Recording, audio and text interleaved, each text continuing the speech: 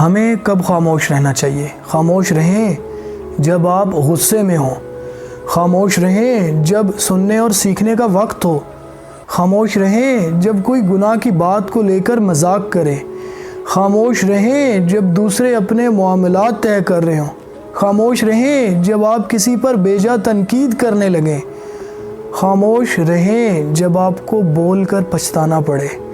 رسول اللہ صلی اللہ علیہ وآلہ وسلم کا ارشاد گرامی ہے، جو خاموش رہا اس نے نجات پائی۔